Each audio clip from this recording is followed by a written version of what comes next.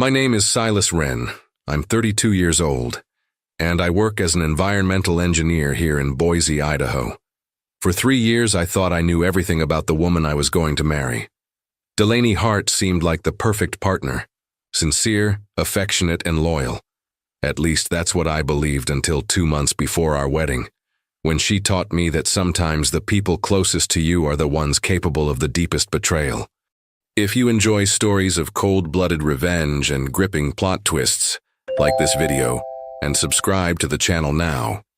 There are brand new, unreleased stories here every day, each one more intense than the last. I've always been the type of person who notices details others miss. It's part of my job. Environmental systems require precision, and inconsistencies can mean the difference between success and disaster. This skill served me well in my career, but I never imagined I'd need to apply it to my personal life. Delaney and I had been planning our wedding for months. We'd put down deposits, sent save the dates, and I'd already arranged 2 weeks off work for our honeymoon in Costa Rica. Everything seemed perfect. We lived together in a modest 2-bedroom house I'd bought 3 years earlier, and our routines had settled into something comfortable and predictable. Then came the phone call that changed everything. "Silas, honey, I need to go help my sister Rebecca," Delaney said one evening, her voice carrying an unusual tension I hadn't heard before. "She just finalized her divorce and she's really struggling. I think I need to spend a couple weeks with her in Portland." I was reviewing project blueprints at our kitchen table when she made this announcement. Something in her tone made me look up from my work. She was standing by the window, not making eye contact, which was unusual for her. "Of course," I said. "Rebecca's been through a lot. When do you need to leave?" "Tomorrow morning," she replied quickly. "I know it's sudden, but she really needs me right now." Looking back, I should have paid more attention to the timing. 2 months before our wedding, and suddenly her sister needed immediate help. But I trusted Delaney completely. I helped her pack, drove her to the airport, and kissed her goodbye, telling her to take all the time Rebecca needed. The first week passed normally. We texted regularly, she called every couple days, and she posted occasional photos on Instagram. Coffee shops, walks in Portland neighborhoods, generic shots that could have been taken anywhere. I was busy with a major project at work, designing a water treatment system for a new residential development, so I didn't think much about the distance. But then something changed. The calls stopped, the texts became sporadic, then disappeared entirely. Her social media went silent. When I tried calling, it went straight to voicemail. When I sent texts, they showed as delivered but never got responses. After 5 days of complete silence, I decided to call Rebecca directly. We'd met several times over the years, and while we weren't close, we'd always been friendly. "Oh, hi, Silas," Rebecca said when she answered, her voice oddly formal. "How are you?" "I'm fine, thanks. I was just wondering how things are going with Delaney there. She hasn't been responding to my messages, and I wanted to make sure everything's okay." There was a long pause. Too long. She needs some time," Rebecca finally said. "I think you should respect that." "Time for what?" I asked. "Is she okay? Did something happen?" "I can't really discuss it, Silas. She'll reach out when she's ready." The line went dead. That conversation with Rebecca left me with more questions than answers. Something wasn't adding up. In my line of work, when data doesn't match expectations, you investigate. You don't ignore the anomaly and hope it resolves itself. I spent the next 2 days trying to rationalize Rebecca's response. Maybe Delaney was having pre-wedding jitters. Maybe she was dealing with some family drama I didn't know about.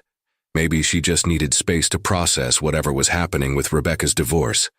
But the complete communication blackout felt wrong. This wasn't the woman I'd been with for 3 years. By Thursday evening, I'd made my decision. I called in sick to work on Friday, booked a last-minute flight to Portland, and packed an overnight bag. If Delaney needed space, fine. But I needed answers. The flight from Boise to Portland takes just over an hour. I spent most of it staring out the window, trying to prepare myself for whatever I might find. Part of me hoped I was overreacting, that there was a simple explanation for everything. Another part of me, the part that had learned to trust data over emotions, suspected I was about to discover something I didn't want to know. I landed at PDX around noon and took an Uber to Rebecca's neighborhood in southeast Portland. I'd been to her house once before, about 2 years ago, for a family barbecue. It was a small craftsman-style home in a quiet residential area, the kind of place where neighbors still talk to each other over fence lines. But when I got there, the house looked empty. No cars in the driveway, no lights on inside, mail overflowing from the mailbox. I knocked on the front door and waited. Nothing. I tried calling Rebecca's number again. It went straight to voicemail. That's when I decided to try Delaney's parents' house. Jim and Carol Hart lived about 15 miles away in Lake Oswego, in one of those upscale suburban neighborhoods where every lawn looks like it belongs in a magazine. I'd been there for family dinners, holiday gatherings, and Delaney's birthday parties. They'd always been warm and welcoming to me, treating me like the son-in-law they were about to gain.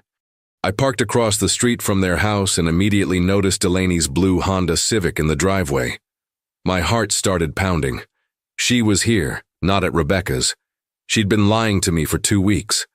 I sat in my rental car for about 10 minutes, trying to decide what to do. Part of me wanted to march up to the front door and demand an explanation, but something told me to wait, to observe. That's when I saw her. Delaney emerged from the house wearing clothes I'd never seen before. A sundress that was definitely not her usual style, and her hair was different too, styled in loose waves instead of her typical straight cut. She looked happy, relaxed in a way I hadn't seen in months. But what made my blood run cold was seeing who followed her out of the house. Zane Cooper. I recognized him from photos Delaney had shown me early in our relationship. He was her college boyfriend, the guy she'd dated for 2 years before we met. Tall, athletic, with that effortless charm that had apparently never quite left Delaney's system. She'd told me they'd ended things amicably when he moved to Seattle for work, and that they hadn't spoken in years. Yet here he was, walking out of her parents' house like he belonged there, putting his arm around her waist as they headed toward his black BMW. I watched them drive away, feeling like I was in some kind of alternate reality. The woman I was supposed to marry in 6 weeks was clearly involved with another man, and she'd been lying to me about it for God knows how long. The trip to help Rebecca was obviously a cover story. I drove back to the airport in a daze, caught the next flight to Boise, and spent the entire trip home trying to process what I'd witnessed. By the time I walked into our house, my house, I'd made a decision. I wasn't going to confront her immediately. I wasn't going to call her parents or demand explanations. Instead, I was going to wait and see what she did next. The next 3 days passed in complete silence from Delaney's end. No calls, no texts, no acknowledgement that I even existed. I went to work, came home, and maintained my normal routine while internally preparing for whatever came next. Then, on Monday afternoon, I heard a car door slam in my driveway. I looked through the window and saw Delaney getting out of her Honda, carrying what looked like a thick folder, and wearing that same bright smile she used to give me when we first started dating. She walked up to my front door like nothing had happened, like she hadn't disappeared for 2 weeks without explanation. I opened the door before she could knock. "Hey, honey," she said cheerfully, stepping inside without waiting for an invitation. "Sorry I've been so busy with Rebecca. You know how it is with family stuff." I stood there watching her. This woman I thought I knew completely, lied directly to my face with the confidence of someone who believed her own deception. "How's Rebecca doing?" I asked calmly.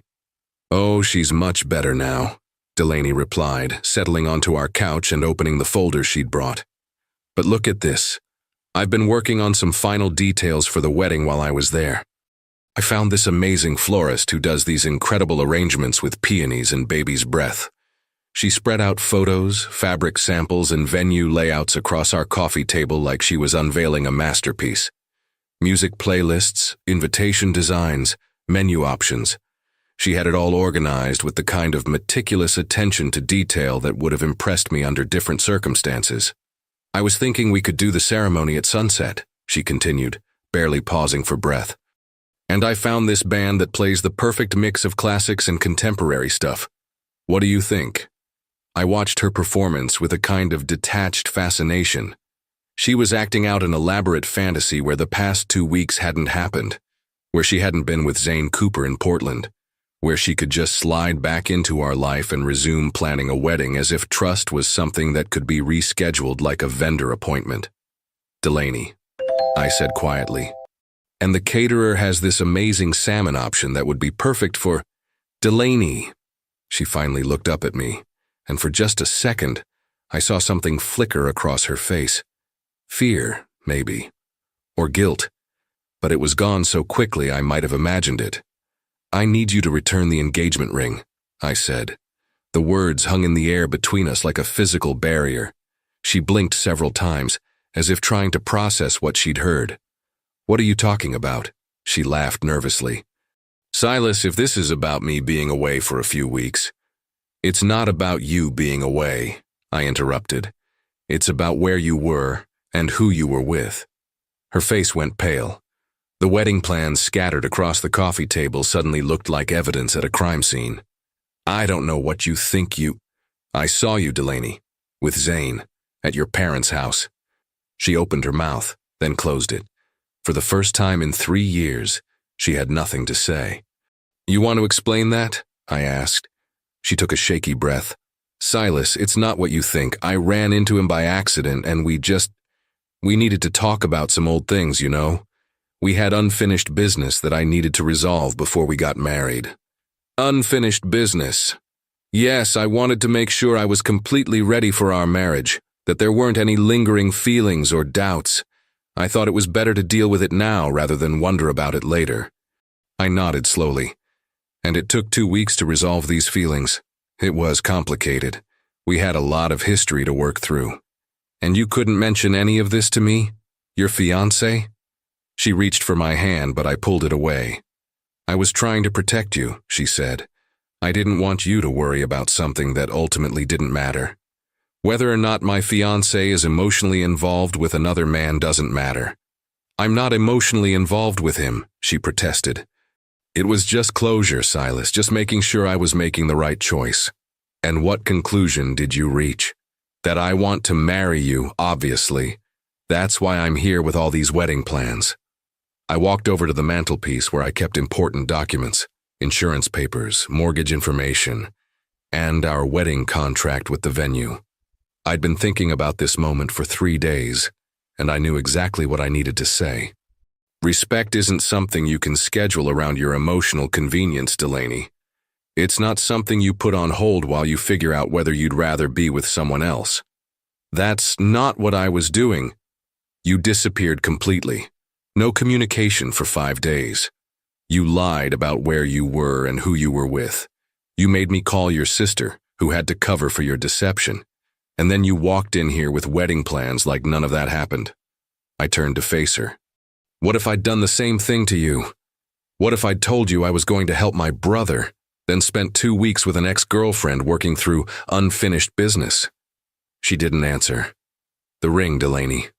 She stared at me for a long moment, then slowly removed the engagement ring from her finger. It was a simple solitaire, nothing flashy, but it had taken me 3 months to save up for it on my engineer's salary. She placed it on the coffee table next to her wedding plans. "This is a mistake, Silas," she said quietly. "You're throwing away 3 years because of a misunderstanding." "No," I replied. "You threw away 3 years because you thought I'd accept being your backup plan."